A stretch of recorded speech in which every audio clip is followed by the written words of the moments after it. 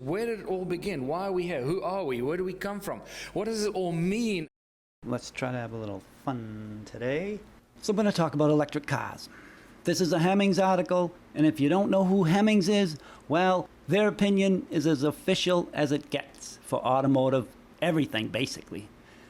And they have issues with this subject too. You know, the mainstream media is basically throwing up question marks. This is also an article from Hemmings, where the owner of this 1921 Milburn Electric can't enjoy it because there's no machining facilities or processes in place to maintain its drivetrain. If he needs something, he has to have it handmade.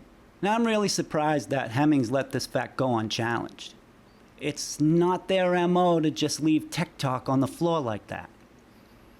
This is exactly the kind of subject that this publication was made for. So it's weird.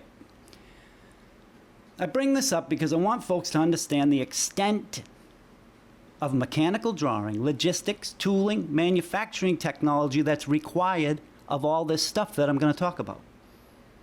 And I'm not even going to hurt your brain with the fact that things that build other things need to be designed and built first, and tested and prototyped. You know, and now we need a bunch of buildings, for starters, you know, big ones. So for me, this is another part of the old world mystery. If the Marble people had exceptional tech in the realm, then they had to start the planning process years before it ever gets mentioned to the public. So if you have 1893 for gas power and electric cars are all the rage in 1830, then that leads me to believe easily that electric cars, argon, mercury, magnetic, radium, atmospheric automation. See, all this can't logically be started in the 1800s. More like before the 1730s. It may very well go back further than that, but I want to stay on the paradigm of the Marble people reset. You know, when the new people came. So let's not forget what we looked like in the 17 and 1800s. We'll go over these pictures here.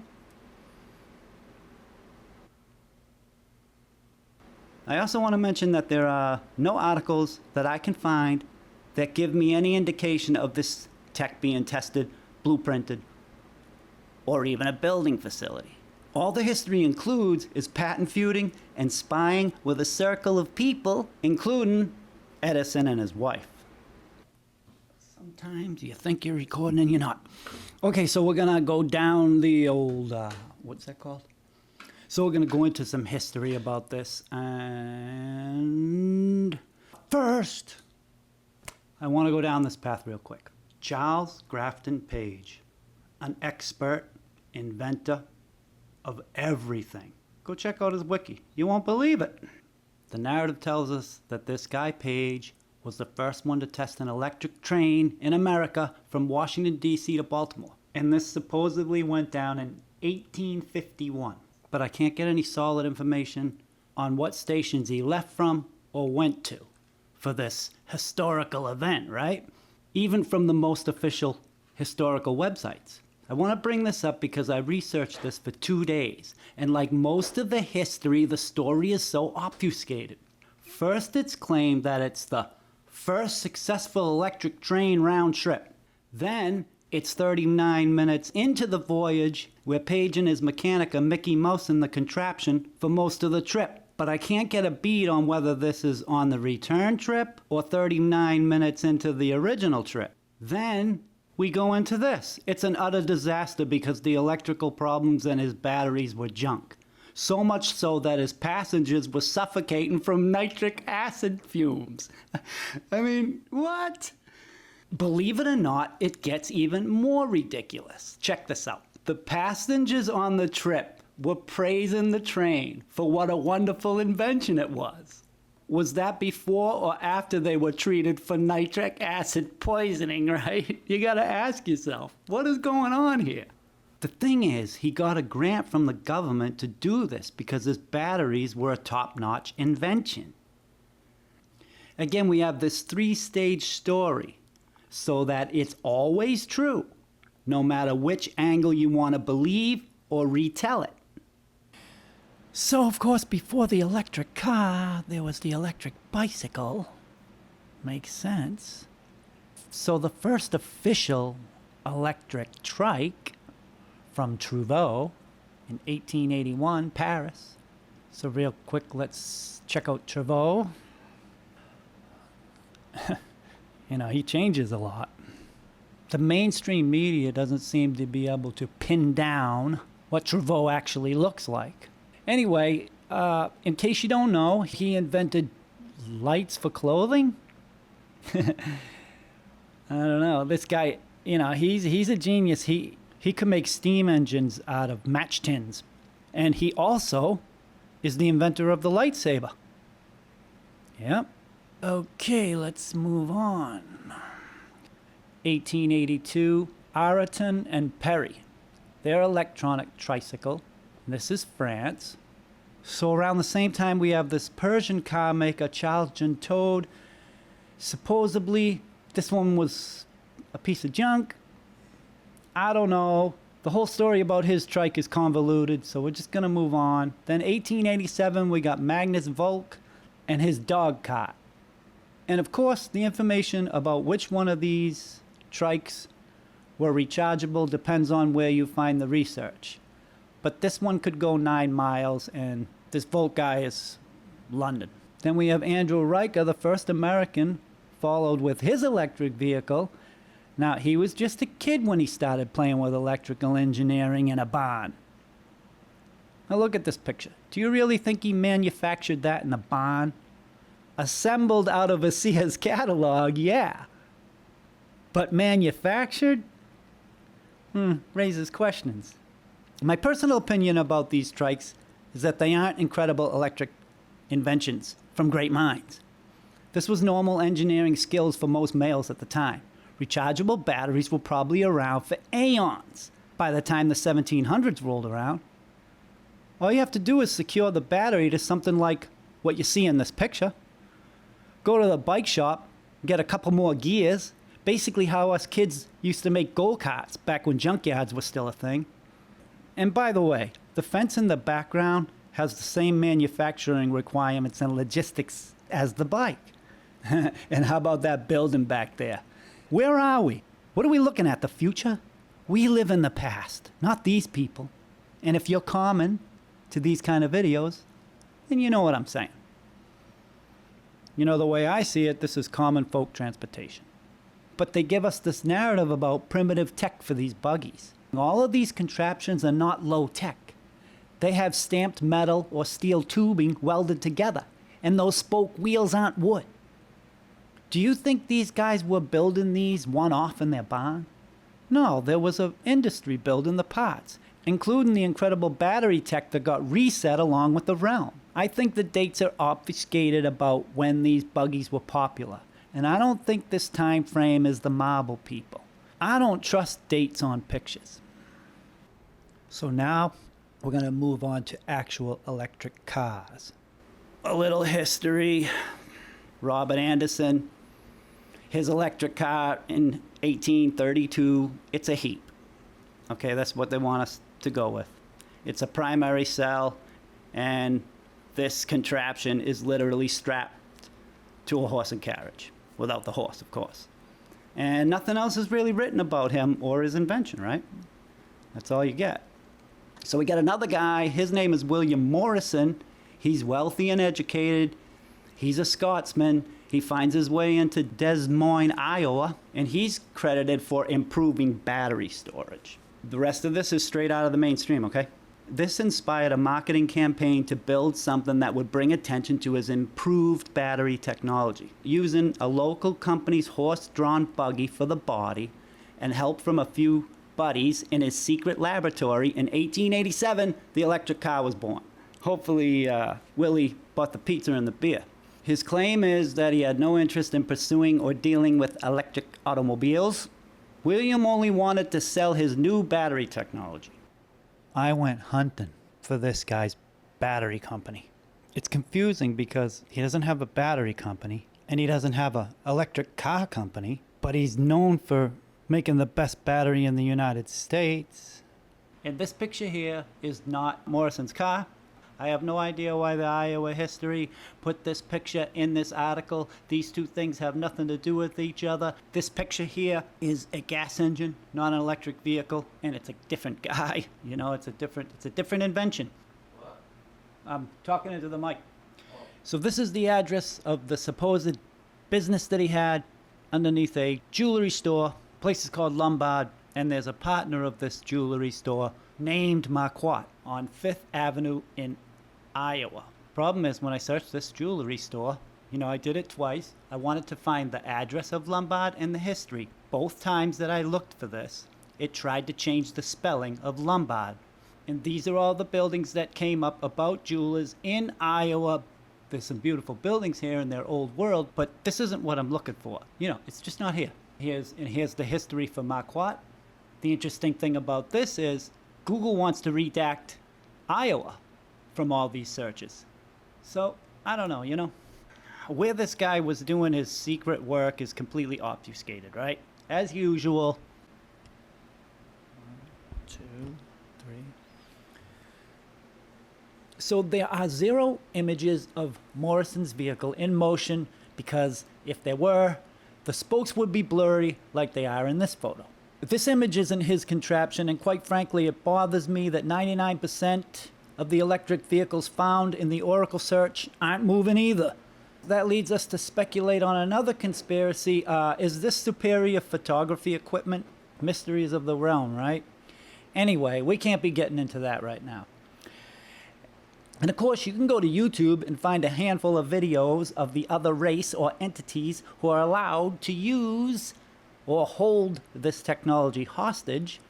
You know, it's the usual suspects like Leno and museum curators taking these for a spin, but not much else.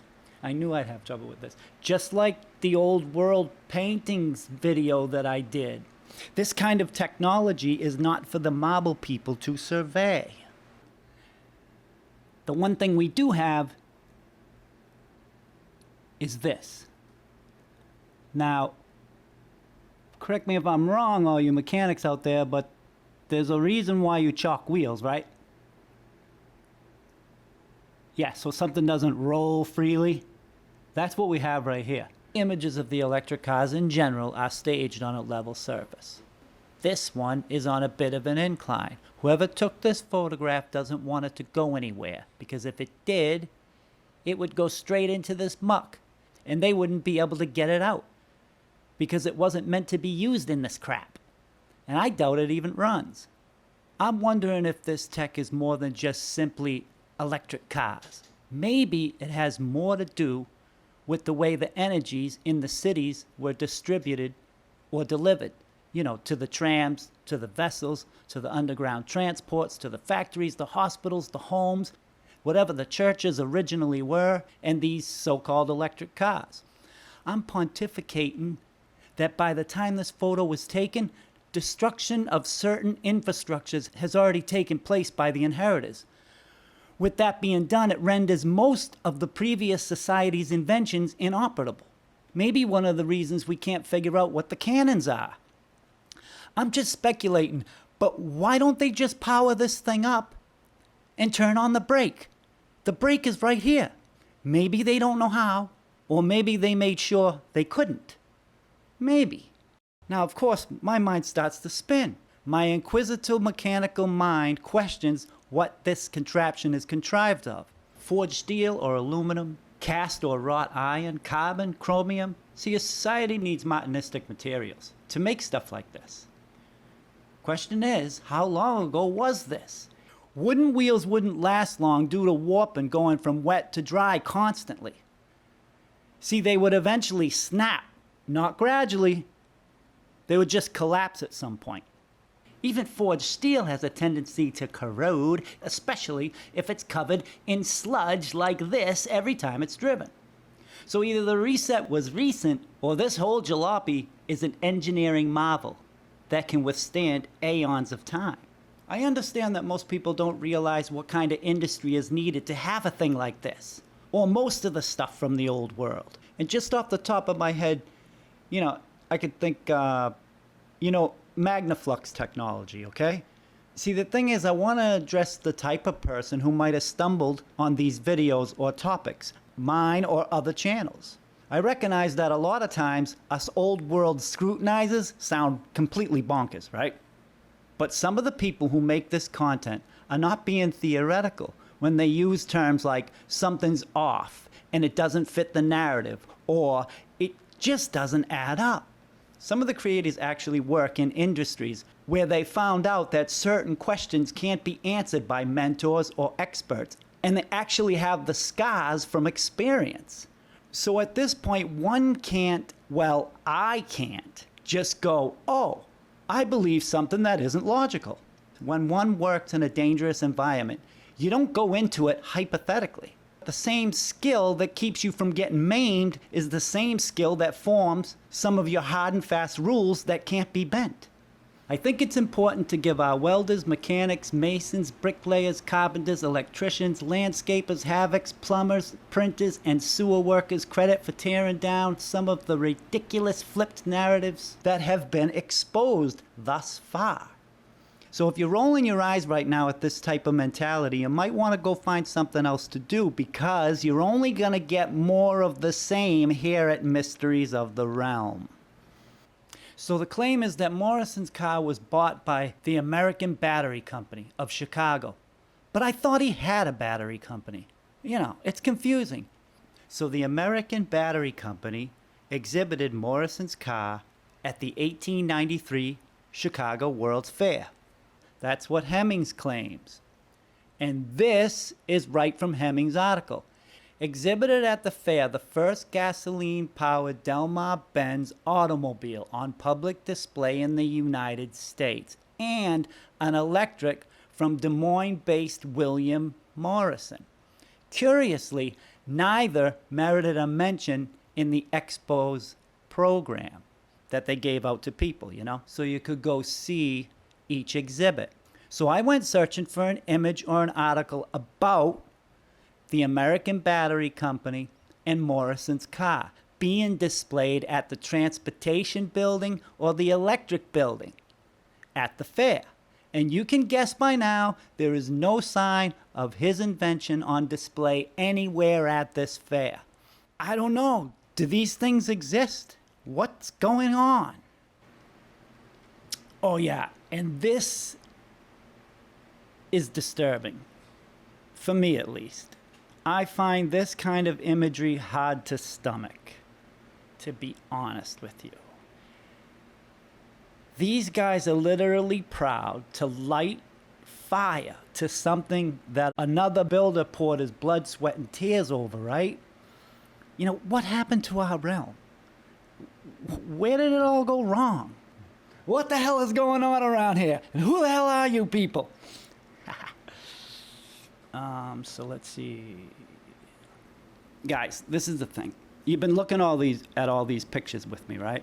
How many electric vehicles can there possibly be if this was an invention from the marble people? I have a list here that I'm not going to read of all the people who were involved in electric vehicles. You know, Columbia Electric Vehicle Company, Thomas Edison, I could go on and on, Porsche. We're talking about a huge number of manufacturers. A lot of them are the same makers, but you got to understand the same makers made different models. I can't believe how big this is. Okay, let's see. In the old world, 1/3 of the vehicles on the road were electric. And of course, it was popular with women because it wasn't a pain in the ass.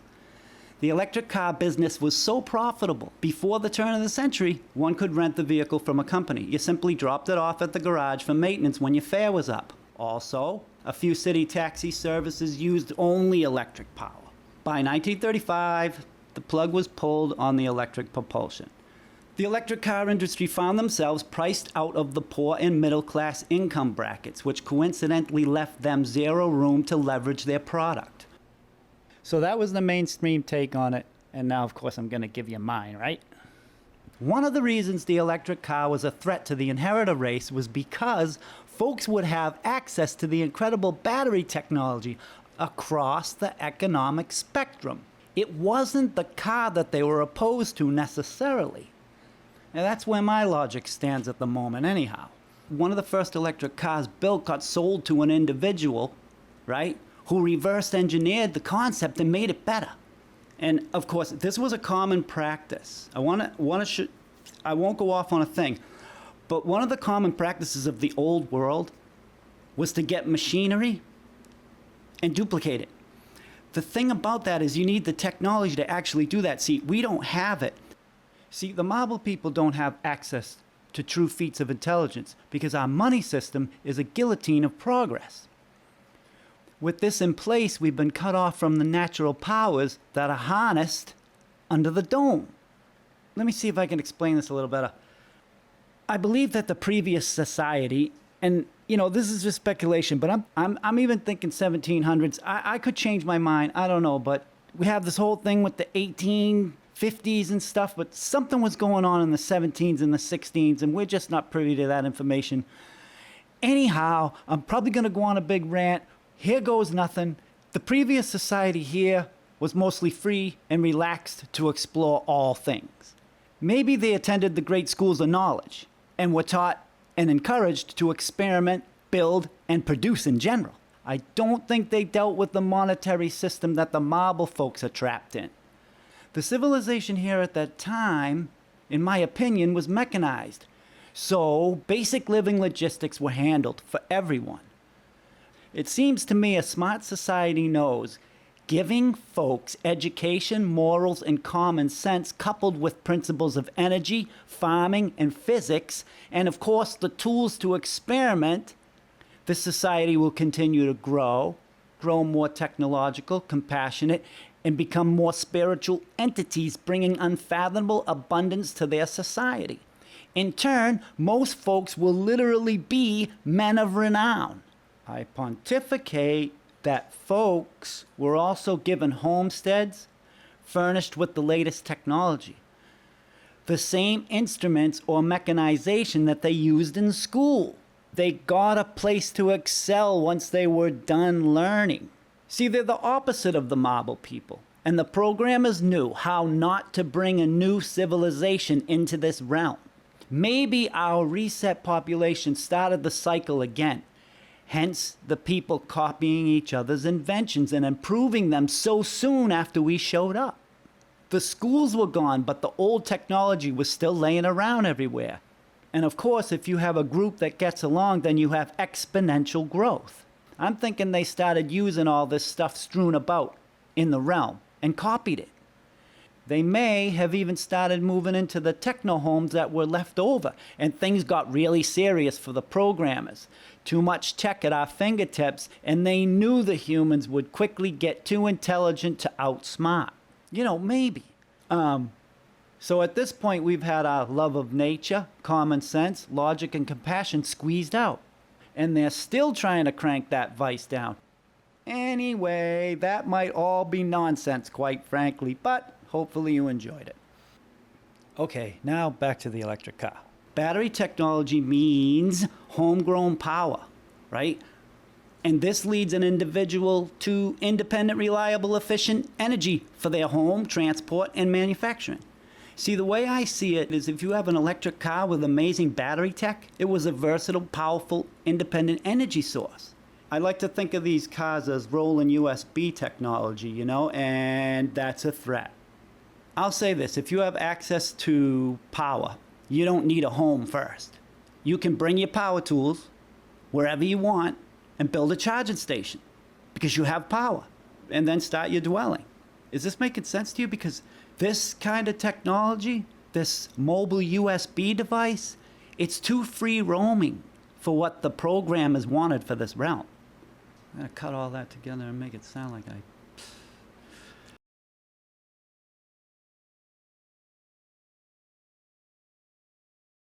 Here's something interesting that I found. I don't know what year this contraption is. It may be just a golf cart, but it's just to show that people build things with their hands. Not blueprinters, mechanical drafters, paper pushers, planners, or architects. And to point out something that you might not realize about this restoration, he didn't replace the races or the bearings. Why do you suppose that is? You guessed it, he can't duplicate or fabricate these parts in a barn or without specific materials and heavy equipment.